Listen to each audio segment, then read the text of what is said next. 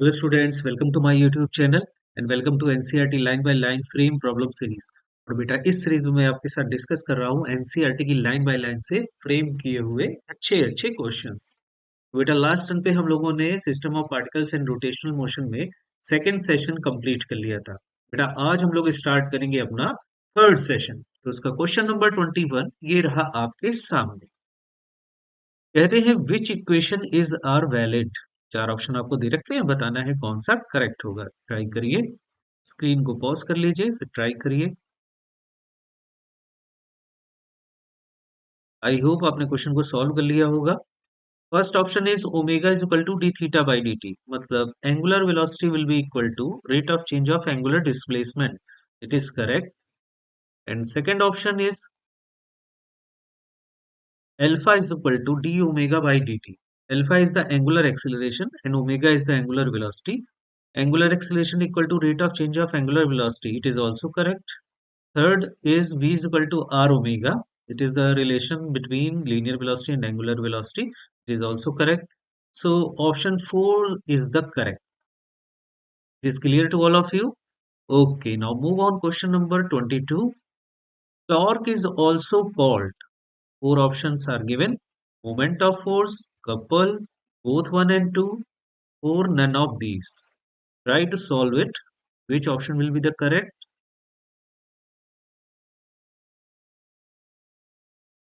Okay, तो कौन सा ऑप्शन करेक्ट हो जाएगा बेटा इसमें? टॉर्क को मोमेंट ऑफ फोर्स भी कहते हैं और कपल भी कहते हैं। ठीक है, तो थर्ड वाला ऑप्शन करेक्ट हो जाएगा, both 1 and 2. Is it clear to all of you? Okay, now move on the question number 23. A projectile is projected of mass 1 kg with velocity 4 meter per second at an angle of 30 degree with horizontal. पूछ रहे हैं find the torque about the point of projection when the mass reaches at its top. Four options are given. Which will be the correct? Try to solve it.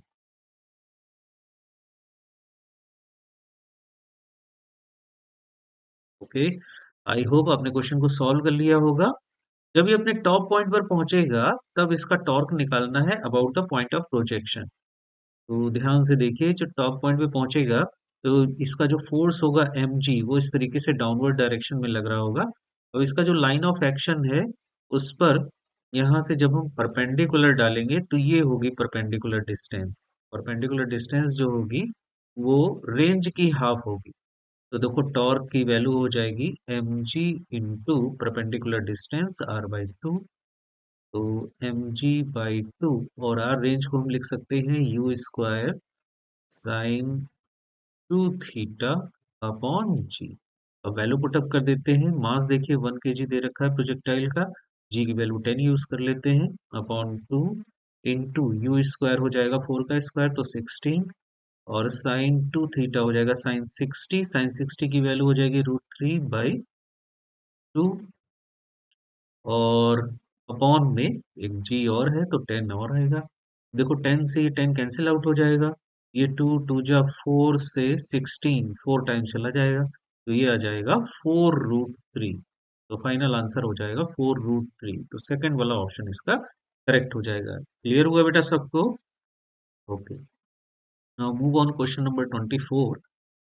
A particle of mass 4 kg is moving with a uniform speed 2 meter per second in XOY plane along the line y is equal to √3x plus 10. Find magnitude of angular momentum about origin. चार option आपको दे रखे हैं, बताना है कौन सा correct होगा। Try to solve out which will be the correct.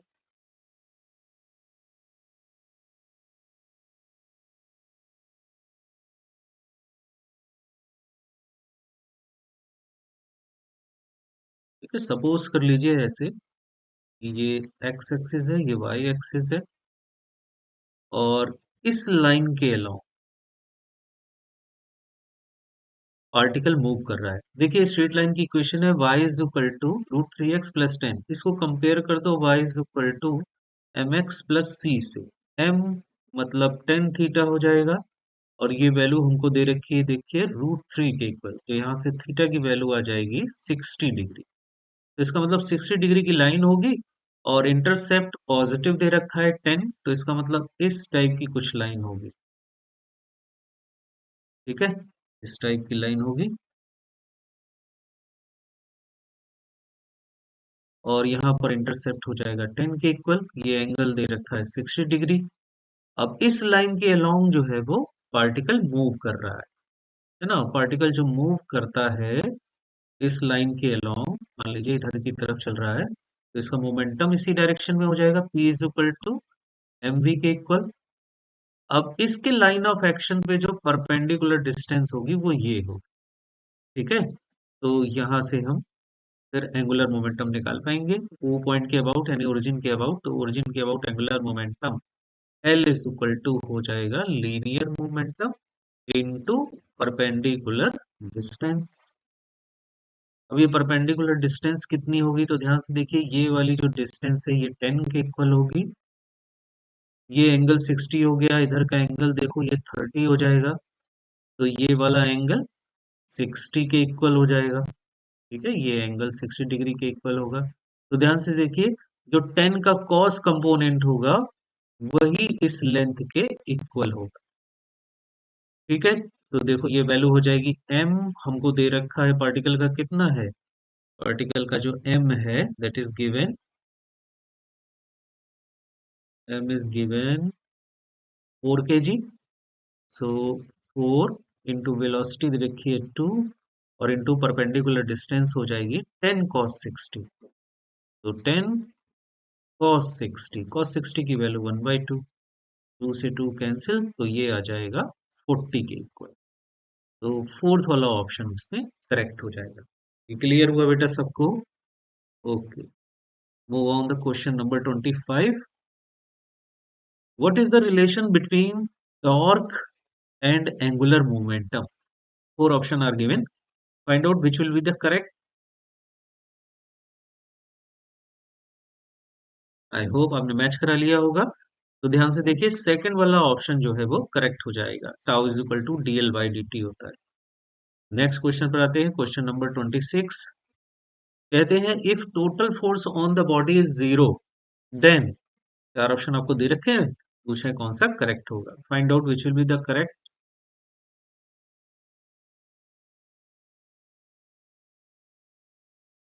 देखिए, टोटल फोर्स जब बॉडी के ऊपर जीरो होता है, नेट फोर्स जीरो होता है, तो लीनियर मोमेंटम कांस्टेंट रहता है बॉडी का, और बॉडी ट्रांसलेशनल इक्विलिब्रियम में रहती है।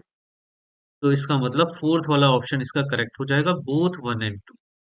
क्लियर हुआ सबको? Okay, now move on the question number 27। If the total torque on a rigid body is zero, then four options are given, which will be the correct. Find out it.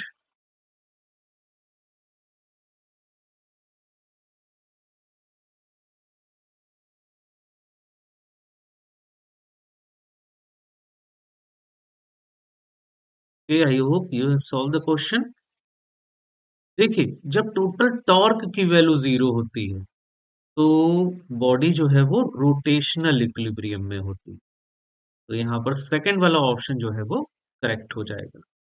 Total torque जब zero होगा तो body rotational equilibrium में होगी, torque नहीं लग रहा होगा body के ऊपर। Move on the question number 28। If rigid body has neither linear acceleration nor angular acceleration, the body is in, चार ऑप्शन आपको दे रखे हैं, बताना है कौन सा करेक्ट होगा। Try to solve out it.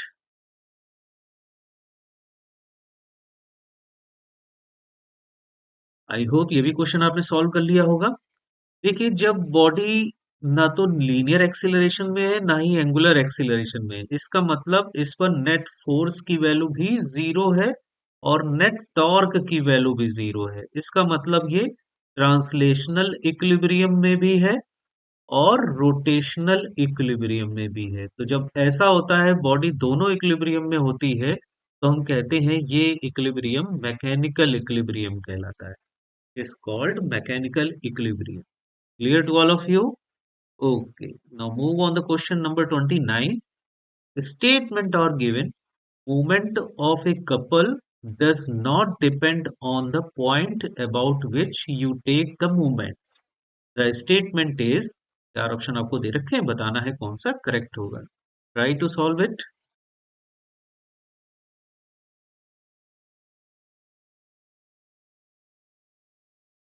Okay, चलिए आंसर मैच कराते हैं। तो ये जो स्टेटमेंट हमको दे रखा है कि movement of a couple does not depend on the point about which you take the movement, the statement is correct. ये स्टेटमेंट करेक्ट है। हम्म कि जब भी हम मूवमेंट लेते हैं फोर्स का किसी पॉइंट के अबाउट, तो उस पॉइंट पर ये डिपेंड नहीं करता है। ठीक है, याद रखिएगा। Now move on the question number 30। ये डायग्राम आपको गिवन है, जैसा सी सॉ होता है तो उसी का ये डायग्राम गिवन है। पूछा in the case of the lever, इसी को लीवर कहते हैं, force F1 and D1 shows.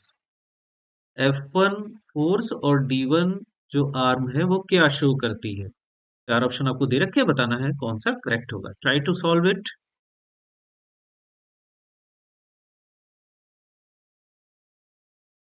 Okay, देखिए याद रखिएगा कि ये जो लीवर दे रखा है इसमें यहाँ पर जो फलक्रम लगा हुआ है, इस फलक्रम से जो स्मॉल डिस्टेंस पर फोर्स होता है इसको लोड कहते हैं,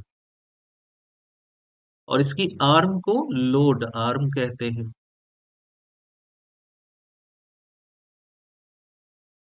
ठीक है, और जो फार्दर फोर्स होता है इसको हम इफोर्ट कहते हैं। यहाँ इफोर्ट लगाते हैं और इस लोड को लिफ्ट अप करते हैं, और इसकी आर्म को कहते हैं इफोर्ट आर्म। ठीक है, याद रखिएगा। जो नियर वाला फोर्स होता है उसको लोड कहते हैं, और जो फार्देस्ट फोर्स होता है उसको इफोर्ट कहते हैं। ठीक है, और उनकी करेस्पॉन्डिंग आर्म्स कहलाती हैं load arm and effort arm.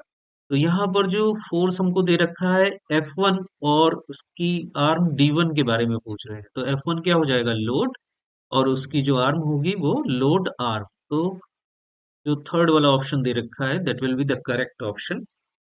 Is it clear to all of you? I hope आज का सेशन आपको पसंद आया होगा। तो पसंद आया हो तो लाइक और सब्सक्राइब जरूर कर दीजिएगा बेटा। तो आज इतना ही रखते हैं 30 क्वेश्चंस तक। अब मिलते हैं हम लोग नेक्स्ट सेशन पर। तब हम लोग क्वेश्चंस 31 से फर्दर सॉल्व करेंगे। ओके बेटा।